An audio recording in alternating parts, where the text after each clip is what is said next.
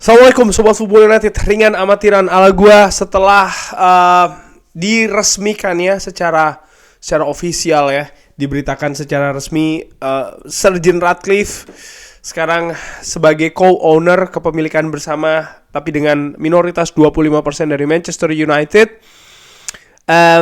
Ada informasi lainnya yang dikabarkan oleh Fabrizio Romano di channel YouTube-nya, yaitu bagaimana rencana Manchester United di bulan Januari. Nah, di artikel The Athletic yang pernah gue bahas beberapa video yang lalu ya, disebutkan di sana kalau memang agak panjang video dan juga artikel yang gue bahas pada saat itu. Ada yang mengatakan ya gue begini dan begitu. Enggak, gue cuma menjelaskan artikelnya saja Sobat Football United. Dan di artikel tersebut ini menyebutkan Manchester United punya kemungkinan itu untuk mendatangkan di bulan Januari 2 pemain pinjaman.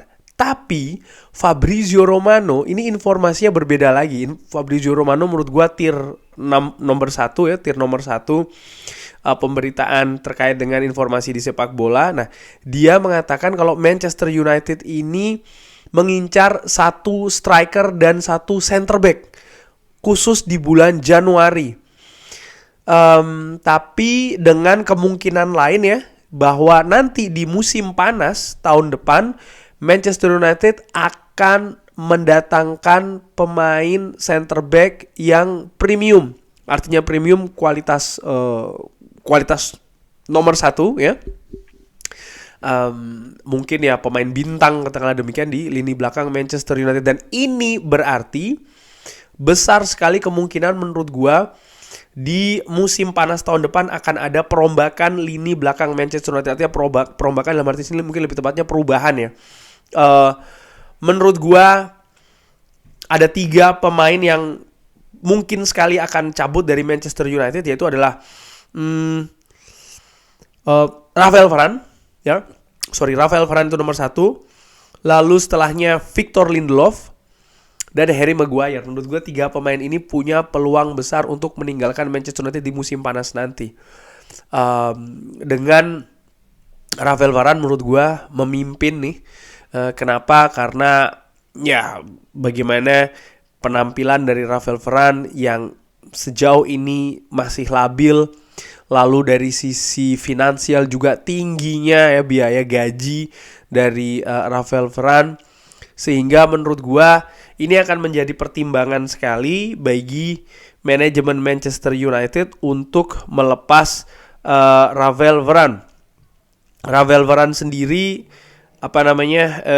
datang dari Real Madrid ya, dan menjadi bagian penting tentu saja di kesuksesan Real Madrid. Tapi ya pemain berusia 30 tahun ini sebenarnya dari sisi usia sih dia harusnya masih oke ya, 30 tahun, tapi ya, dia sudah pensiun dari tim nasional Perancis, dengan ingin supaya lebih fokus ke klub ya kan. Tapi menurut gua apa yang terjadi sampai dengan sejauh ini, dia punya masalah besar di kebugaran karena sering sekali absen karena situasi fisik. Terakhir dia absen ketika menghadapi West Ham, setelah sebelumnya dia tampil luar biasa menghadapi Liverpool dengan alasan sakit. Dan hal-hal seperti ini kan menurut gue tentu saja mengganggu stabilitas lini belakang Manchester United. Dan menurut gue mungkin Manchester United butuh pemain yang lebih stabil dalam arti ketersediaan untuk dimainkan. Kontrak dari Rafael Varane sendiri baru akan berakhir 2025, sehingga untuk melepas Rafael Varane menurut gue sih Manchester United akan akan memiliki tantangan yang besar juga ya, karena ya gaji yang tinggi ya kan, belum lagi kalau kita melihat bagaimana biaya transfer juga dari sang pemain juga menurut gua kan pasti Manchester United, gua nggak tahu dengan manajemen yang baru ini akan seperti apa ya. Tentu saja mereka juga punya perhitungan terkait dengan para pemain Manchester United.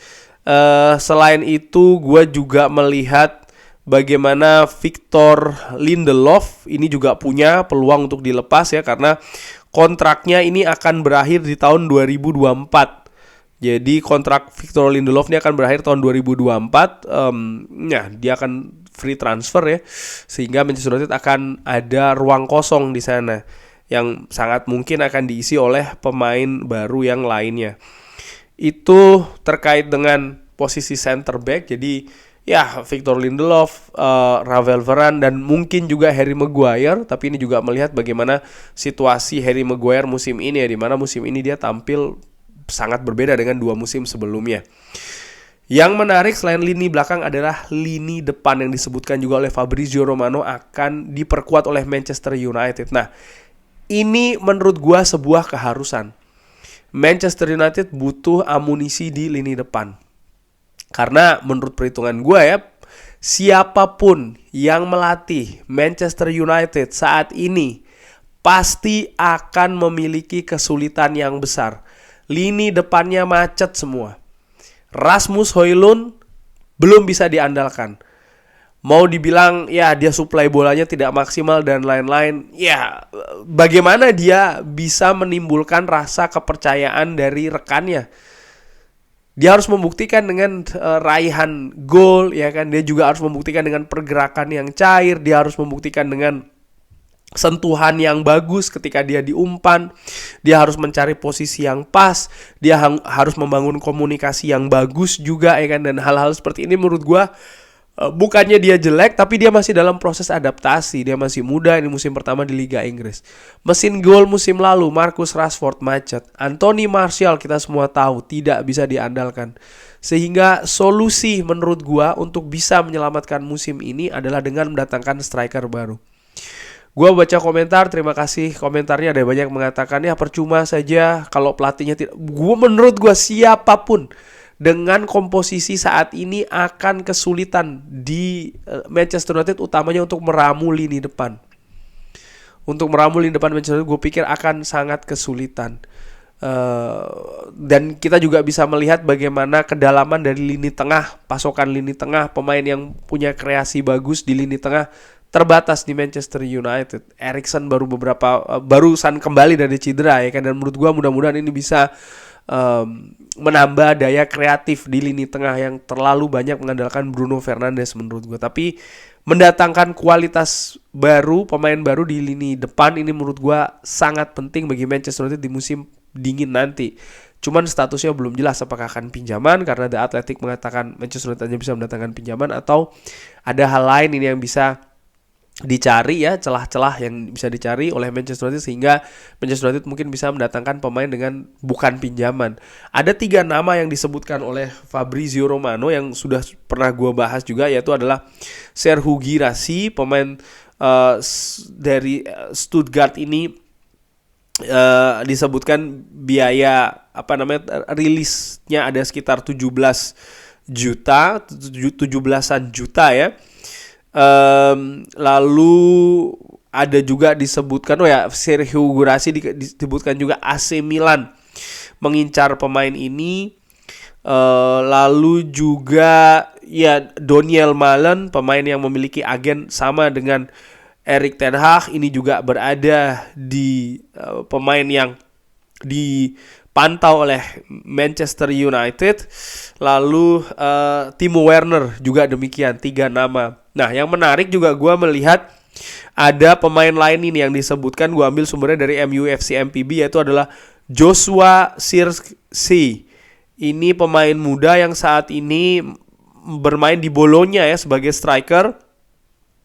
Pemain yang pernah cukup lama memperkuat Bayern Munchen, bahkan di tim muda Bayern Munchen. Dan ini mengingatkan gue, Erik ten Hag juga pernah kan ya menjadi pelatih muda di Bayern Munchen. Bukan tidak mungkin ini juga berada di daftar atau di radar dari Erik ten Hag sendiri. Hanya saja pemain ini masih muda, berusia 22 tahun. Yang gue harapkan justru ada pemain yang lebih senior lah, katakanlah demikian ya, yang bisa mengisi lini depan Manchester United. Mengingat Manchester United sudah punya pemain muda nih, yaitu adalah Rasmus Højlund. Jadi supaya tidak menghalangi perkembangan dari Rasmus Højlund, tapi lebih memberikan berbagi beban untuk mencetak gol di lini depan Manchester United. Sangat menarik dan sangat gua harapkan Manchester United bergerak cepat ya dengan manajemen barunya, walaupun ya gue juga pastinya setelah diresmikan ini mereka akan ada tahap-tahap selanjutnya, dan tahap selanjutnya ini gue harapkan juga bisa berlangsung dengan cepat. Paling tidak untuk bulan Januari nanti ini sudah bisa langsung bergerak untuk mendatangkan pemain baru, utamanya lini depan di Manchester United. Jadi Fabrizio Romano mengatakan juga kalau ya Manchester United ini bergerak sangat aktif sekali di belakang layar untuk mendatangkan pemain baru di bulan Januari nanti. Kurang lebih demikian. Terima kasih sudah menyaksikan. Jangan lupa like, subscribe. Wassalamualaikum warahmatullahi wabarakatuh.